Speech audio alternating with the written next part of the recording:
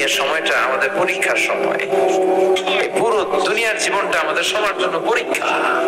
যাদেরকে আল্লাহ ধন সম্পদ দিয়েছেন তারে আল্লাহ ধনী বানিয়ে পরীক্ষা করেন, যারে ধন সম্পদ দেন নাই তারে আল্লাহ গরিব বানিয়ে পরীক্ষা করছেন। যাকে আল্লাহ সাদা বানিয়েছেন ওরা সাদা বানিয়ে পরীক্ষা, যারা কালো বানিয়েছেন কালো বানিয়ে পরীক্ষা, কাউকে নারী বানিয়ে পরীক্ষা, কাউকে পুরুষ বানিয়ে পরীক্ষা, কাউকে নারীও না পুরুষও না হিজড়া বানিয়ে পরীক্ষা।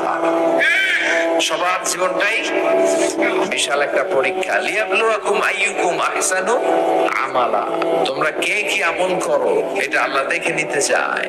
এজন্য পুরো জীবনটাই হচ্ছে পরীক্ষা।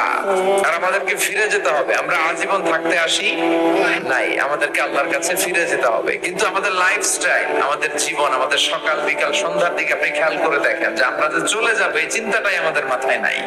আমাদেরকে যে কবরস্থানে যেতে হবে এই চিন্তাটাই নাই। মরতে যে হবে এ নিয়ে কোনো টেনশনই নাই।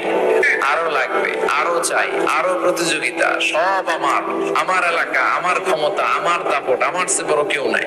কলা খাইতে পারবো 5টা, নিয়ে রাখছে 10টা। এই টেন্ডেন্সি মানুষের আছে না নাই? এই জন্য রাব্বুল আলামিন বলেন আলহাকুমুত তাকাসুর হাত্তা যুরতুমুল মাকাবির, বেশি বেশি পাওয়ার লোভ তোমাদেরকে একেবারেই গাফেল বানিয়ে দিয়েছে।